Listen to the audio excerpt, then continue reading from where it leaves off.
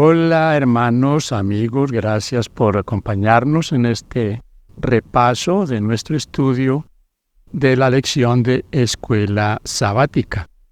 Agradecemos al Señor por darnos esta oportunidad, a ustedes por compartir, por apoyarnos en este ministerio.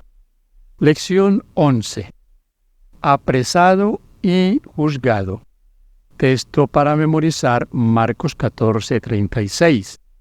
Decía: Abba Padre, todas las cosas son posibles para ti. Aparta de mí esta copa. Sin embargo, no lo que yo quiero, sino lo que tú quieras. La lección de esta semana se centra en Marcos 14. Comienza con la quinta historia sándwich, la cual vincula dos acciones opuestas en relación con Jesús. Sigue la última cena, tras la cual tiene lugar su lucha en Getsemaní. Allí es arrestado y llevado ante los dirigentes religiosos para ser juzgado. La escena del juicio está relacionada con la negación de Jesús por parte de Pedro, que constituye la sexta y última de las historias sándwich registradas en Marcos. Nuevamente ocurren dos acciones opuestas, pero por un giro irónico, afirman la misma verdad. Dos tramas narrativas avanzan de la mano a lo largo del relato. Con un estilo nítido, Marco pone delante del lector esta trama, enfrentadas mientras revela el triunfo de Jesús. En nuestra introducción encontramos esta afirmación. La muerte de Jesús tiene lugar el viernes y su resurrección el domingo. Todos somos conocedores de la polémica que hay en cuanto a que el Señor debía estar 3 días y 3 noches totalmente completas de 24 horas cada una en el sepulcro. Quienes afirman esto entonces parten de que el Señor Jesucristo murió el miércoles en la tarde, pasó la noche del miércoles, la noche del jueves, la noche del viernes en la tumba, pasó el día jueves, aparte de día, el día viernes y el día sábado y resucitó en la tarde. Esta interpretación tiene algunos errores muy complicados para salvar. El primero es que el Señor resucitó el primer día, pero en la mañana. En este caso, el domingo en la mañana.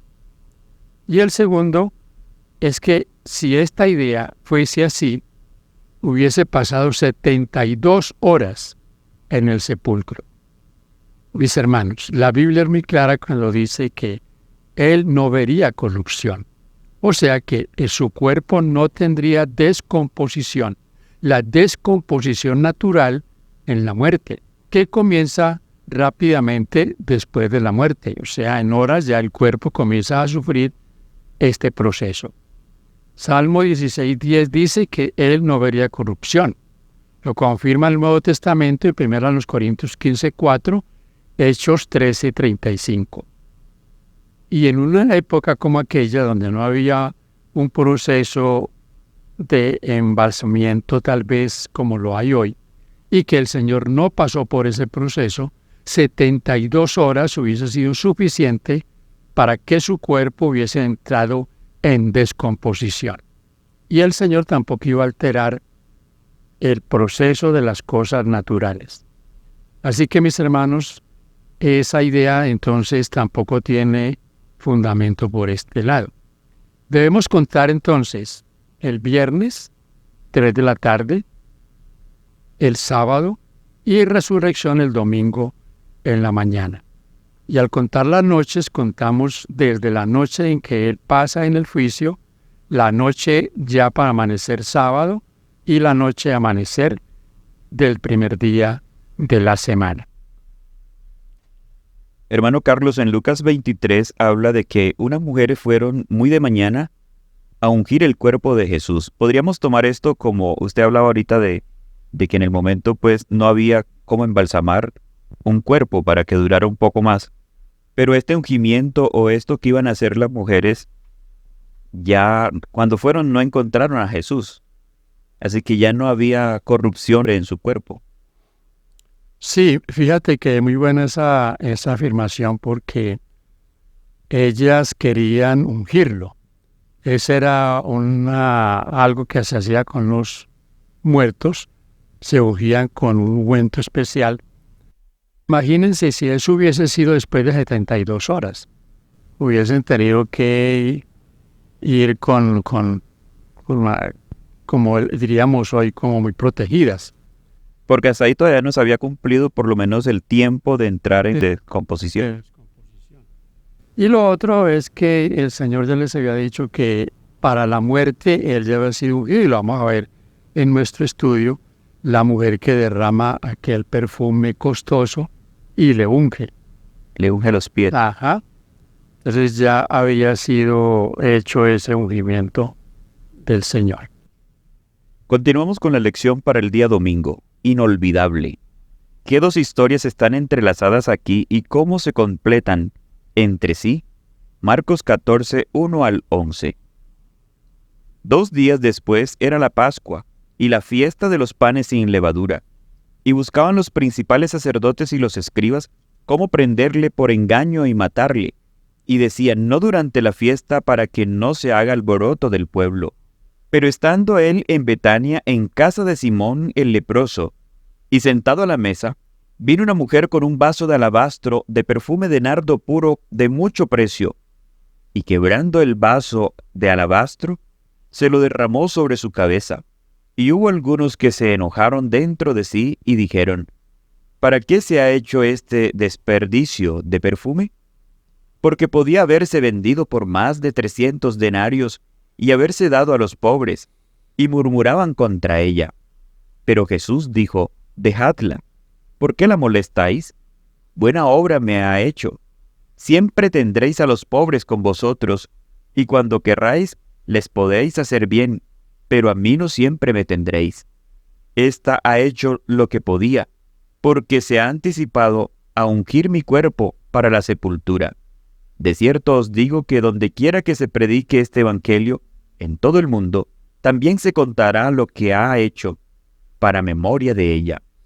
Entonces Judas Iscariote, uno de los 12, fue a los principales sacerdotes para entregárselo. Ellos, al oírlo, se alegraron y prometieron darle dinero, y Judas buscaba oportunidad para entregarle. Notamos aquí cómo ellos buscaban cómo prenderlo, buscaban ocasión para arrestarlo. Tenemos en este relato dos acciones paralelas. La una, donde buscan cómo arrestar al Señor, cómo prenderlo, y encuentran en Judas a alguien que se prestaría para ese acto. Pero encontramos también a una mujer que derrama sobre el Señor un perfume costoso. Fíjense en lo paradójico de estas dos historias. Judas entrega al Señor por unas monedas para obtener una ganancia. Esta mujer da un regalo para el Señor, un regalo costoso. Es interesante esto porque aquí está el precio de la traición y también el precio de la gratitud, del reconocimiento. Y no había escatimado ella ningún ahorro para cumplir con esta unción, que ya hemos visto y hablamos acerca de la unción del Señor para su sepultura. Repetimos, las mujeres aquel primer día de esa semana no lo pudieron ungir porque ya no estaba, pero ya había sido ungido. No se da una razón específica por la que ella hace esto, pero los invitados a la cena quedaron consternados por lo que consideran un gran despilfarro, equivalente a la paga de casi un año de trabajo, cuando el perfume es derramado sobre Jesús. Él interviene, sin embargo, en defensa de ella y dice que lo que acaba de hacer será incluido en la proclamación del Evangelio al mundo en memoria de ella. Es algo inolvidable. En efecto, los 4 evangelios registran esta historia de una manera u otra, probablemente a causa de las palabras de Jesús al conmemorar la acción de esta mujer. Encontramos también en nuestro comentario esta expresión: la traición de Judas también es inolvidable. Si fue inolvidable y forma parte del Evangelio la obra que esta mujer hizo con el Señor, también es inolvidable el asunto que Judas llevó a cabo. Parece paradójico, mis hermanos, en el cumplimiento de la Escritura, y de hecho hay muchas personas que crean dudas aquí en cuanto a que Judas tenía que hacer eso porque estaba predestinado. Nunca eso sucedió. ¿Qué pasó?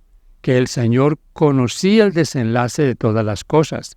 Por lo tanto, fue predicho en la Escritura porque el Señor conoce el fin desde el comienzo.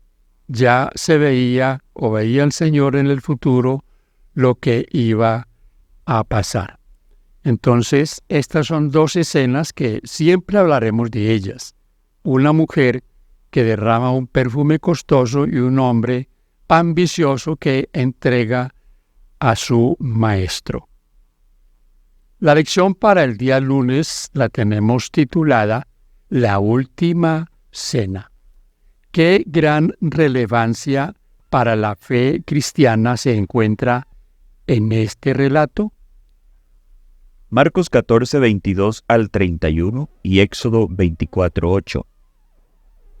Dice Marcos: Y mientras comían, Jesús tomó pan y bendijo y lo partió y les dio, diciendo: Tomad, esto es mi cuerpo. Y tomando la copa, y habiendo dado gracias, les dio y bebieron de ella todos. Y les dijo: Esto es mi sangre del nuevo pacto, que por muchos es derramada. De cierto os digo, que no beberé más del fruto de la vid, hasta aquel día en que lo beba nuevo en el reino de Dios. Cuando hubieron cantado el himno, salieron al monte de los olivos. Entonces Jesús les dijo: Todos os escandalizaréis de mí esta noche, porque escrito está: Heriré al pastor, y las ovejas serán dispersadas. Pero después que haya resucitado, iré delante de vosotros a Galilea. Entonces Pedro le dijo: Aunque todos se escandalicen, yo no.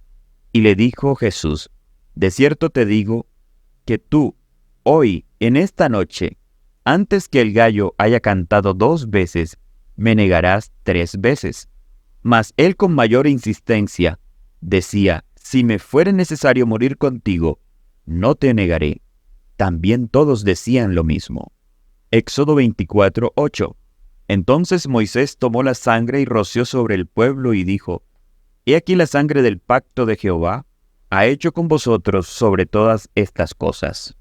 Esta sección es bien interesante y aquí podemos también aprender muchas cosas o recordar aquellas cosas que quizás las hemos estudiado, las hemos interiorizado, pero que a veces van pasando o tendemos a olvidar.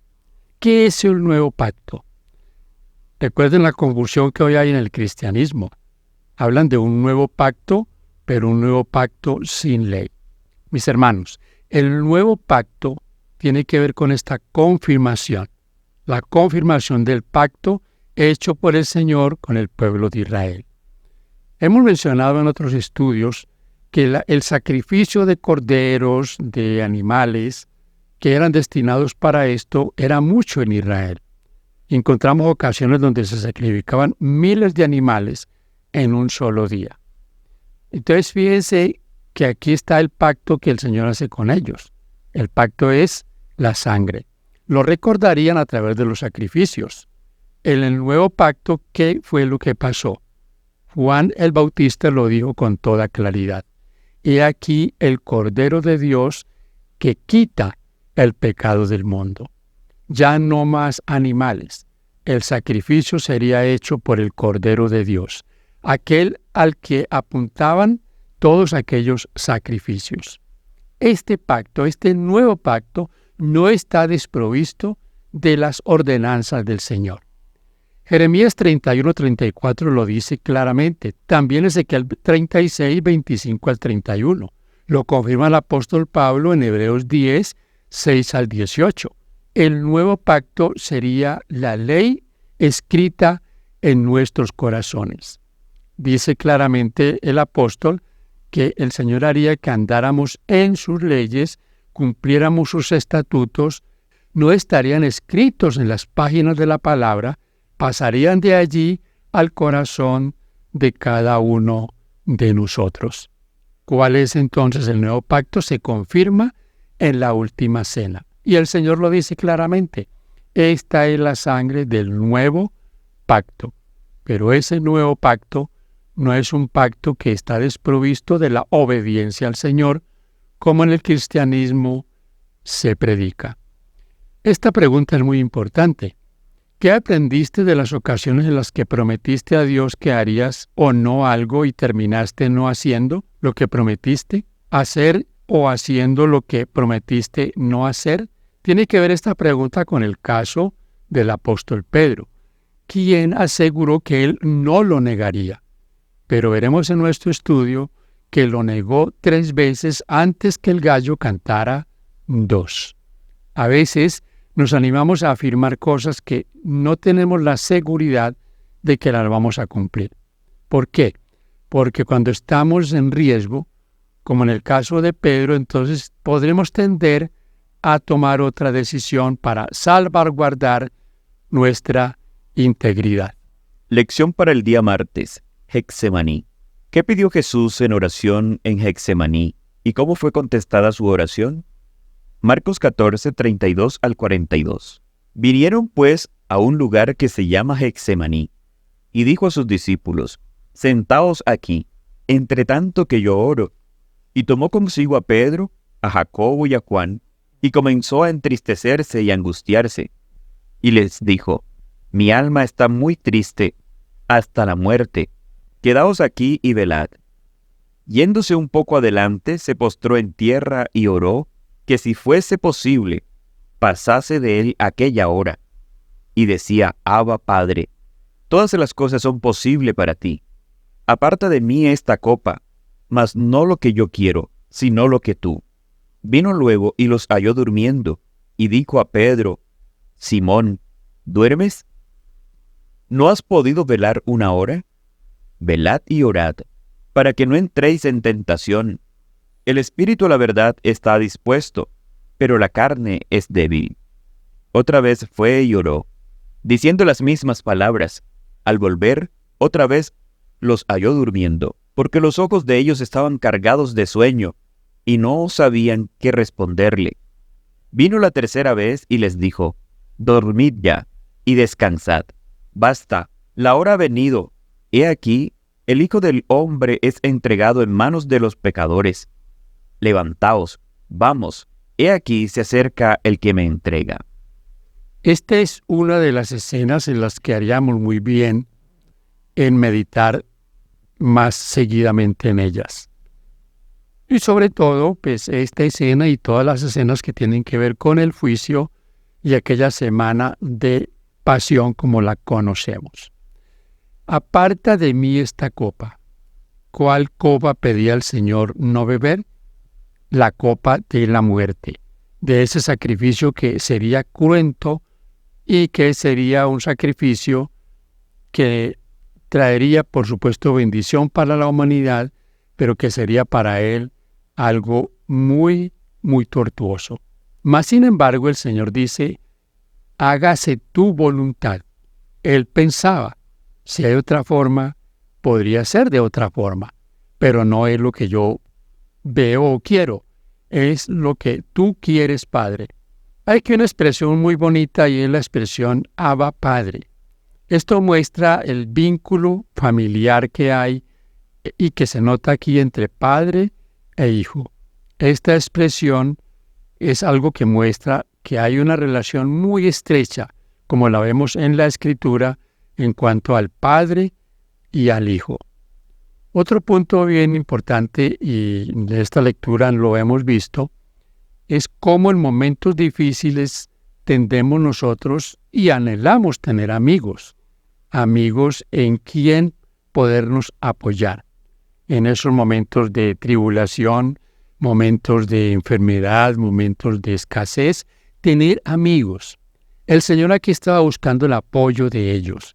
Mas, sin embargo, dice la Escritura que Ellos no estaban captando el momento que él estaba viviendo, por lo tanto, se dejaron dominar por el sueño. Así que, mis hermanos, son lecciones que aprendemos en estos estudios que nos deben ayudar a que estemos despiertos. Qué difícil para los discípulos las escenas posteriores, pero fueron más difíciles por su ignorancia, por no comprender, por no escuchar lo que él decía. Y todos esos acontecimientos prácticamente los tomaron por sorpresa. Cuando llegaron al jardín, Jesús dejó allí a sus discípulos y fue más lejos en compañía de Pedro, Santiago y Juan. Pero luego deja también a los tres y prosigue solo. Este distanciamiento sugiere que Jesús está cada vez más aislado y solo mientras hace frente a su sufrimiento venidero. Cuando enfrentamos dificultades, es alentador tener amigos que nos apoyan. En Filipenses 4:13, Pablo se refiere a hacer todas las cosas por medio de uno que nos fortalece. Muchos olvidan lo que dice Filipenses 4:14, que comienzan con sin embargo. El texto dice, sin embargo, bien hicieron en participar en mi tribulación. Esto es lo que Jesús deseaba en Getsemaní. 3 veces acudió a sus discípulos en busca de consuelo. En las 3 ocasiones estaban durmiendo. Finalmente, los despertó para que fueran con él a hacer frente a la prueba. Él estaba listo, ellos no. Lección para el día miércoles. Dejando todo para huir de Jesús. ¿Qué ocurre aquí que es tan crucial para el plan de salvación? Marcos 14:43 al 52. Luego, hablando él aún, vino Judas, que era uno de los 12, y con él mucha gente con espadas y palos, de parte de los principales sacerdotes y de los escribas y de los ancianos. Y el que le entregaba les había dado señal, diciendo, al que yo besare, ese es, prendedle y llevadle con seguridad. Y cuando vino se acercó luego a él y le dijo, Maestro, Maestro, y le besó. Entonces ellos le echaron mano y le prendieron. Pero uno de los que estaban allí sacó la espada, hirió al siervo del sumo sacerdote, cortándole la oreja. Y respondiendo Jesús le dijo, ¿cómo contra un ladrón habéis salido con espadas y con palos para prenderme? Cada día estaba con vosotros enseñando en el templo, y no me prendisteis. Pero es así, para que se cumplan las Escrituras. Entonces, todos los discípulos, dejándole, huyeron. Pero cierto joven le seguía, cubierto el cuerpo con una sábana, y le prendieron. Mas él, dejando la sábana, huyó desnudo. Tenemos aquí, mis hermanos, el desenlace de las cosas. Judas que entrega al Señor.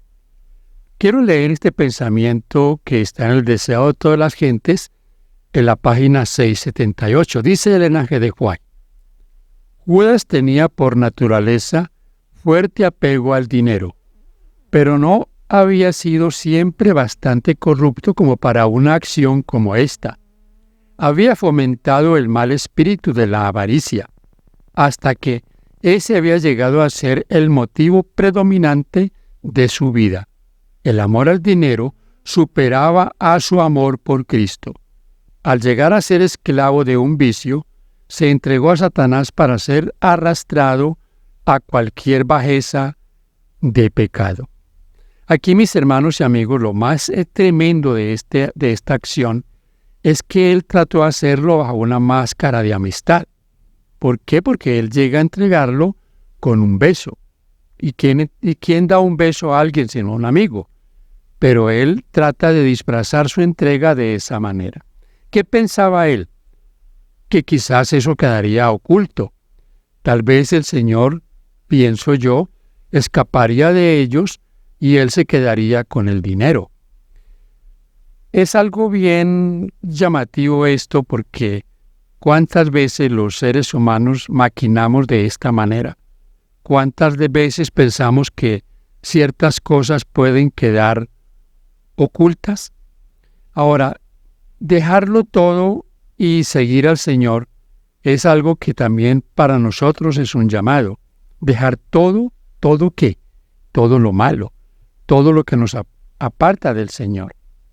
Pero fíjense aquí las historias tan interesantes que nos presenta la Biblia. Huyeron dejándolo a Él. Y sin embargo, aparecían algunos, como en el caso de Pedro, detrás de Él, o sea, lo seguía de lejos. Y cuenta también el relato bíblico de uno que huyó desnudo.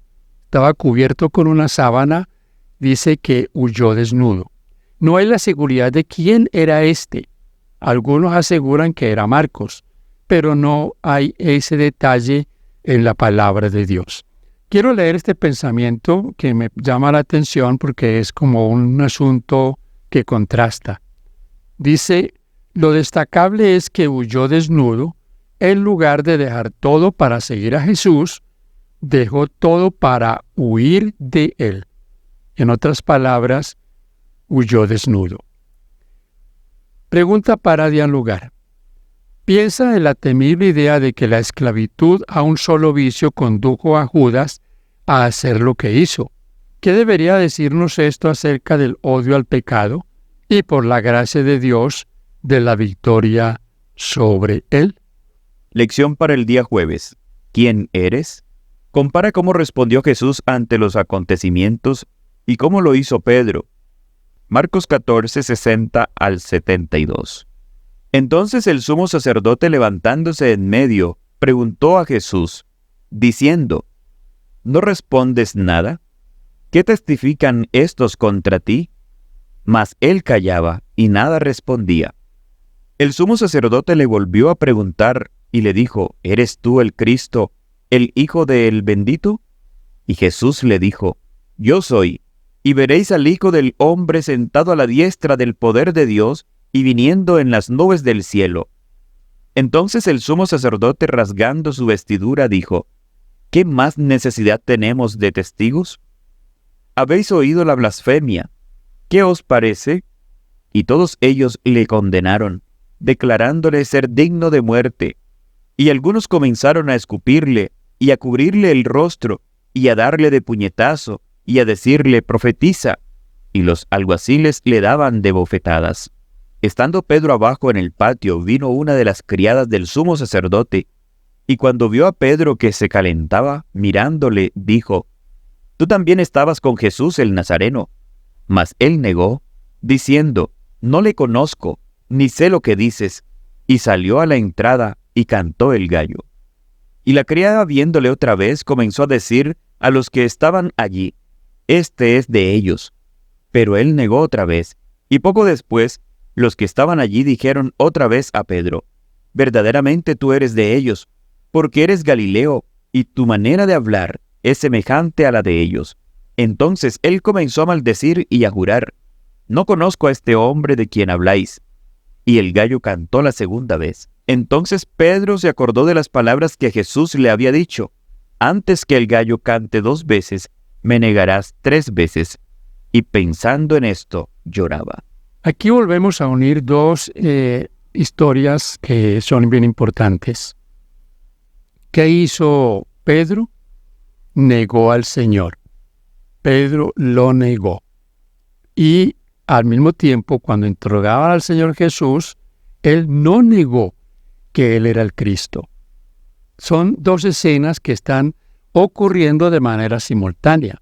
El Señor que no niega que Él es el Cristo, pero Pedro que lo está negando cuando lo están confrontando a que Él es uno de ellos. Es importante también aquí que hablemos de los falsos testigos. Recuerden ustedes que los falsos testigos muchas veces no se ponen de acuerdo. Sus testimonios no concuerdan. Ahora, mis hermanos queridos, lo que comienza a pasar luego es lo que debe llamarnos a nosotros la atención. La humillación por la que el Señor pasó por causa de nosotros. Lo golpeaban, lo escupían, le cubrían la cabeza y le golpeaban nuevamente y decían, ¿quién es el que te ha golpeado? Profetízanos. Esto, mis hermanos, nos tiene que llenar de admiración, porque esto lo hizo Él por amor a nosotros. Dice nuestro comentario de la lección del día jueves: mientras Jesús está dentro siendo juzgado y dando un testimonio fiel, Pedro está fuera dando un reporte falso. Esta es la sexta y última historia sándwich en Marcos, y aquí la ironía es particularmente aguda. Aquí hay dos personajes paralelos, Jesús y Pedro, realizando acciones opuestas. Jesús da un testimonio fiel, Pedro uno falso. Pedro es abordado en 3 ocasiones por una sierva y por espectadores, y en cada ocasión niega cualquier asociación con Jesús, incluso maldiciendo y jurando. En este punto, un gallo canta por segunda vez. Pedro recuerda entonces súbitamente la predicción de Jesús de que negaría a su Señor 3 veces a esa misma noche. Se quiebra y llora. He aquí la impresionante ironía. Cuando terminan de juzgar a Jesús, le cubren los ojos, lo golpean y le ordenan profetizar. La idea era burlarse de él, pues no podía ver quién lo golpeó. Sin embargo, en el mismo momento en que ellos estaban haciendo esto, Pedro está negando a Jesús en el patio, cumpliendo así una de las predicciones de Jesús. En consecuencia, Pedro demuestra, al negar a Jesús, que éste es el Mesías. Meditemos en la siguiente pregunta. ¿Qué palabras de esperanza le dirigirías a alguien que, aún queriendo seguir a Jesús, fracasa a veces en su intención? ¿Quién de nosotros no ha fallado a veces al no hacer lo que sabemos que Jesús quiere? En esta sección, mis queridos hermanos y amigos que nos escuchan, quiero hacer 2 observaciones. Esta primera tiene que ver con esta pregunta. Todos hemos fracasado alguna vez. Y aquí también notamos la gran diferencia entre Pedro y Judas. Judas tomó una decisión fatal. Pedro lloró amargamente y tomó la decisión correcta. ¿Cuántos al fracasar toman la decisión fatal de irse lejos del Señor? ¿No vuelven a Él?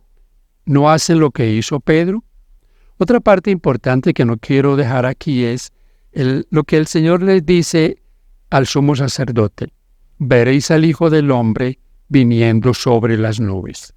Esta es una predicción que tiene cumplimiento en lo que dice la Escritura en Daniel 12 y en Apocalipsis 1:7. Los que le traspasaron, unos se levantarán, dice Daniel, para confusión perpetua, unos para bendición, otros para confusión. Y Apocalipsis dice que resucitarán los que le traspasaron. Todos estos verán al Señor venir en la nube de los cielos, pero lo verán para condenación. Llegando a la parte final del día viernes, lee los capítulos ante Anás y Caifás y Judas en el libro del Deseado de todas las gentes de Elena de White, en la página 647-670, del cual también leeremos 2 párrafos en la página 659. Mientras los juramentos envilecedores todavía estaban frescos en los labios de Pedro y el agudo canto del gallo repercutía en sus oídos, el Salvador se desvió de sus ceñudos jueces y miró de lleno a su pobre discípulo. Al mismo tiempo, los ojos de Pedro fueron atraídos hacia su maestro. En aquel amable semblante leyó profunda compasión y pesar, pero no había ira. La visión de este rostro pálido y doliente, esos labios temblorosos, esa mirada de compasión y perdón, atravesó su corazón como una flecha. Su conciencia se despertó. La memoria se activó. Pedro rememoró su promesa de unas pocas horas antes, de que iría con su Señor hasta la cárcel y hasta la muerte. Recordó su pesar cuando el Salvador le dijo en el aposento alto que negaría a su Señor 3 veces esa misma noche.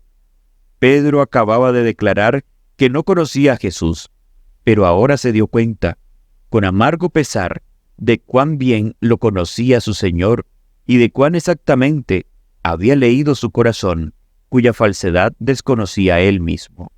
Preguntas para dialogar ya nuestro punto final. Primero, Compara y contrasta a Judas y Pedro. ¿En qué se parecían y en qué se diferenciaban a la luz de la manera en que actuaron según el relato de la pasión? 2. Analiza el significado de la Cena del Señor. ¿Cómo podemos hacerla más significativa en nuestra iglesia y lograr que aumente el número de quienes participan de ella? Reflexiona acerca del hecho de que Dios dijo no a la oración de Jesús en el Getsemaní. ¿Qué significa el hecho de que Dios nos diga no? Y 4. Aunque Pedro defraudó grandemente a Jesús al negarlo, Jesús no lo desechó. ¿Qué esperanza puedes extraer de este hecho para ti mismo? Dios bendiga a cada uno de ustedes. Agradecemos desde el corazón que ustedes compartan el mensaje de la palabra de Dios. Bendición para todos.